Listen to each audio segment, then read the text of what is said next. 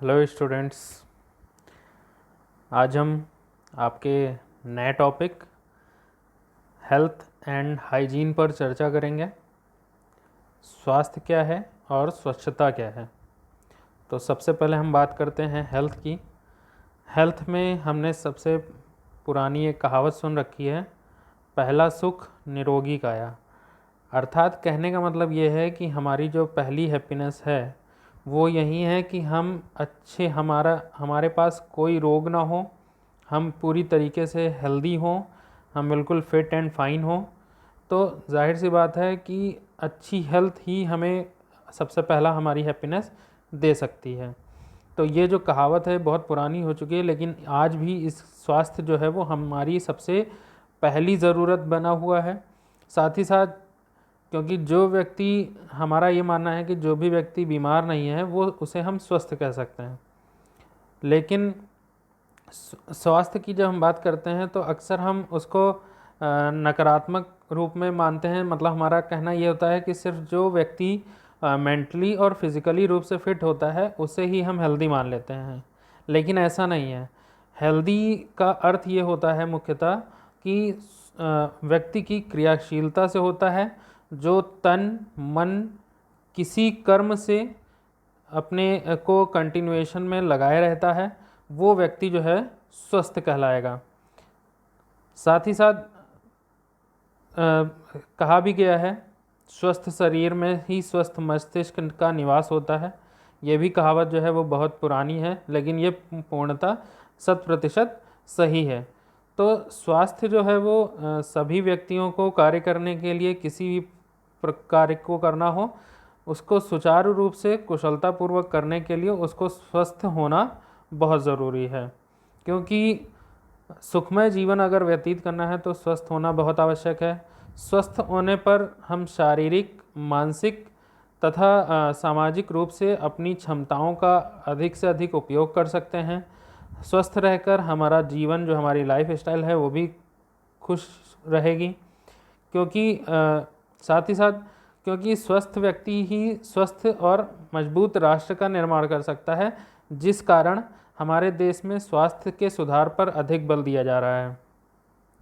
साधारणतः हम ये भी मानते हैं कि वह व्यक्ति भी स्वस्थ है जिसका शरीर स्वस्थ हो, मन एवं मस्तिष्क स्वस्थ हो, परिवार स्वस्थ हो, स्वस्थ वातावरण में रहता हो, वो व्यक्ति स्वस्थ कहलाएगा। तो जाहिर सी बात है कि किसी भी व्यक्ति को प्रसन्नचित्त, निरोग और स्वस्थ व्यक्ति ही जो है वो किसी भी कार्य को बहुत ही कुशलतापूर्वक कर सकेगा और अपने जीवन की गुणवत्ता, जिसमें संपूर्ण अवस्थाएं आती हैं, जिसमें कार्यकुशलता, शारीरिक स्फूर्ति, मानसिक संतोष तथा सुख चैन पर विशेष बल देने की आवश्यकता है। तो इसी क्रम में अब अगर हम इसकी परिभाषा की बात करें तो वर्ल्ड हेल्थ ऑर्गेनाइजेशन, विश्व स्वास्थ्य संगठन ने भी माना है कि समग्र स्वास्थ्य का अर्थ सिर्फ बीमारी व दुर्बलता का ही होना नहीं है, अपितु समग्र स्वस्थ व्यक्ति की वह स्थिति है जब वह शारीरिक, मानसिक, बौद्धिक, आध्यात्मिक तथा सामाजिक रूप से भी बेहतर स्थिति में हो तथा वह समाज और समुदाय के साथ अपना समायोजन सही तरीके से कर सके। तो इसलिए हम कह सकते हैं कि कोई भी ऐसे व्यक्ति को हम स्वस्थ नहीं कह सकते हैं जो केवल शरीर और मन से स्वस्थ हो। अब अगर हम स्वास्थ्य की बात करें तो स्वास्थ्य का अर्थ हम इस पर भी केंद्रित कर सकते हैं कि जीने की अच्छी आदतों को अगर हम अपना लें तो हमारा स्वास्थ्य जो है वो उत्तम ही होगा। और किसी भी क्षेत्र की जब हम बात करें, किसी भी क्षेत्र में जब हमें कामयाबी हासिल करनी होती है तो जब तक हम पूर्ण रूप से स्वस्थ नहीं होंगे तो हम उस कार्य में परिणाम अपने को प्राप्त नहीं कर पाएंगे। क्योंकि जो हमारा स्वास्थ्य होता है वो हमारी पर्सनैलिटी को प्रतिदर्शित करता है। क्योंकि समग्र स्वास्थ्य जो है वो एक काल्पनिक स्तर है जहाँ पर हम अपने आप को पूर्ण रूप से फिट महसूस करते हैं। अब हम बात करते हैं टाइप्स ऑफ हेल्थ, स्वास्थ्य के प्रकार की। पहली होती है फिजिकल हेल्थ, शारीरिक स्वास्थ्य। ये हमारे शरीर की बाहरी स्थिति को दर्शाता है, जिनमें हमारे शरीर की आकृति, देखभाल, कार्य करने का ढंग आदि को हम शारीरिक स्वास्थ्य के अंतर्गत लेते हैं। व्यक्ति समय पर भोजन, अच्छी नींद और स्वास्थ्य की अच्छी आदतों को अपनाकर अपनी फिजिकल हेल्थ में सुधार ला सकता है। दूसरी हम बात करते हैं मानसिक स्वास्थ्य की, मेंटल हेल्थ की। ये मस्तिष्क तथा सोच से जुड़ा विषय है। व्यक्ति को सुख, दुख तथा विभिन्न परिस्थितियों में संयमित व्यवहार तथा परेशानी आने पर उनसे निपटने के लिए अच्छे मानसिक स्वास्थ्य का भी होना ज़रूरी है। हमें अपनी भावना तथा विचारों को दूसरे के साथ व्यक्त करने की उत्तम स्थिति की क्षमता अर्जित करना है। अपने मन की संतुलित स्थिति तथा प्रसन्नता व शांति से मानसिक स्वास्थ्य को सुधारना है। तीसरी है स्वास्थ्य हमारी इंटेलेक्चुअल हेल्थ, बौद्धिक स्वास्थ्य।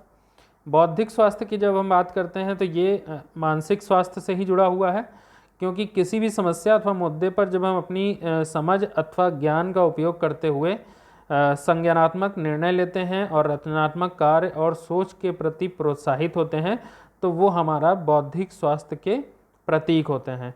तो सभी के साथ मिलजुल कर रहना अर्थात बहिर्मुखी स्वभाव से इस क्षमता को कुछ हद तक अर्जित किया जा सकता है। अगली है हमारी आध्यात्मिक स्वास्थ्य, स्पिरिचुअल हेल्थ। व्यक्ति के निजी मूल्य तथा आदर्श इसमें समाहित होते हैं। अन्य तरीकों से स्वस्थ रहने के उपरांत भी आध्यात्मिक स्वास्थ्य के बिना इसे हम समग्र स्वास्थ्य की श्रेणी में नहीं गिनते हैं। अर्थात हमारी जीवन का जो उद्देश्य है, सही मकसद है, वो यही है कि सही राह पर चलकर हमें अपने आध्यात्मिक स्वास्थ्य को प्राप्त करना है। और लास्ट हमारी होती है सोशल हेल्थ, सामाजिक स्वास्थ्य। क्योंकि सोशल हेल्थ की जब हम बात करते हैं तो मनुष्य जो है वो एक सामाजिक प्राणी है। उसे समाज के सभी लोगों के साथ समायोजित होकर रहना है, सभी के साथ अच्छे रिश्ते निर्मित करने हैं, अच्छे से रहना है। तो जाहिर सी बात है कि वो सब हमारी सोशल हेल्थ पर डिपेंड करता है। तो इस वजह से ये जितनी भी हेल्थ हैं हमारी, जितने भी प्रकार हम मैंने आपको बताएं, इन सबको ही मिलाकर जब हम कंप्लीट हेल्दी होते हैं, तब हम कह सकते हैं कि वो व्यक्ति पूर्णतः जो है वो स्वस्थ है। अब हम बात करते हैं व्हाट इज़ हाइजीन, स्वच्छता की। स्वच्छता की जब हम बात करते हैं तो इसमें भी हमारा वही है कि स्वास्थ्य का अर्थ हेल्थ, अच्छी हाइजीन, अच्छी आदतों का विकसित करना हमारा हाइजीन के अंतर्गत आता है। जैसा कि आप चित्र में भी देख रहे हैं कि हाथ को धोने के लिए प्रेशराइज़ किया जा रहा है। जैसा कि आजकल भी करंट में कंडीशन ऐसी ही चल रही है कि हम अपने को अच्छे बनाना, स्वच्छ बनाना, स्वस्थ बनाना उस तरीके से कर सकते हैं जब हम अच्छी आदतों को विकसित कर सकें। नियमित रूप से हाथों को सही समय पर धोना, अच्छी आदतों का विकास करना, ये सारी चीज़ें जो हैं वो सब हमारे हाइजीन में आती हैं।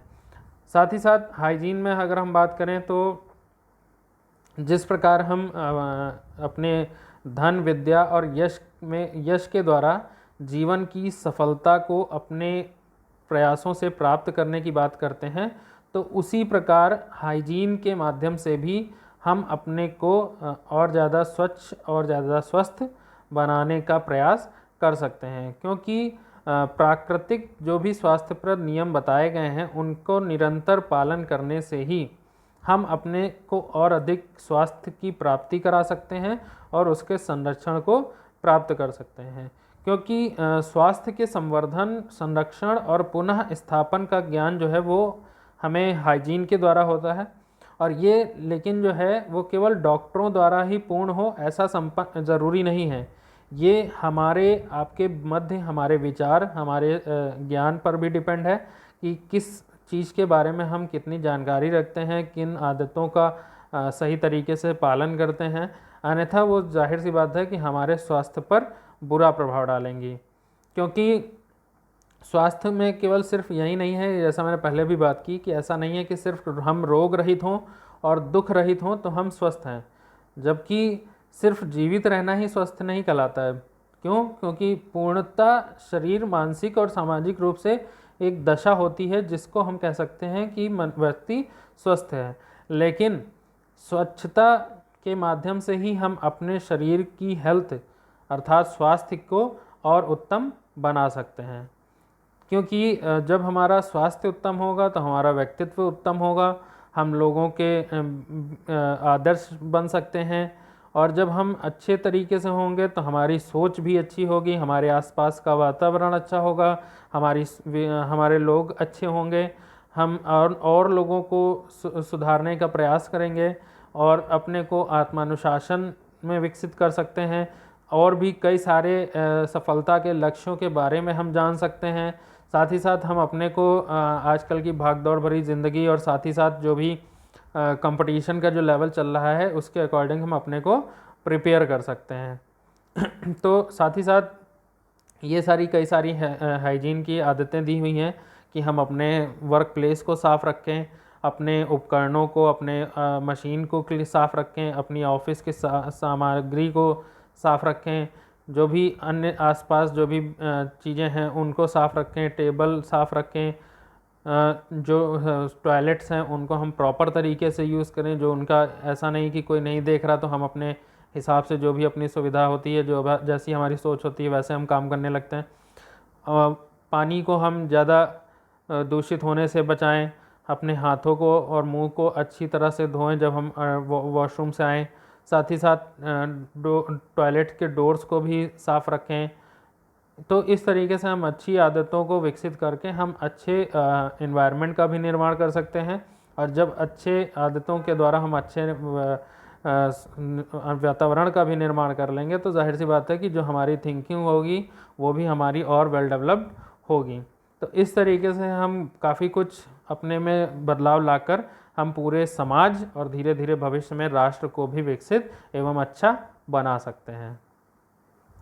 बाकी ये कुछ जो हैं आपको डिसीज़ के बारे में बताया गया है कि डिसीज़ क्या होती है। तो जाहिर सी बात है disease is just the opposite of health. जो हमारा स्वास्थ्य है उसके जस्ट अपोजिट होती है। किसी भी प्रकार की कोई भी कमी हमारी क्रियाओं में या हमारे फिज़िकल और मेंटल में कोई भी विषमता आती है तो उसे हम डिजीज़ का नाम देते हैं। ये आपके सामने difference between disease, illness and sickness का है कि डिज़ीज़ में और इलनेस में और सिकनेस में क्या डिफरेंस है। बाकी ये हमारा थोड़ा सा टॉपिक नहीं है। तो ये हमारा हेल्थ और हाइजीन पर विचार थे, चर्चा थी। Thank you.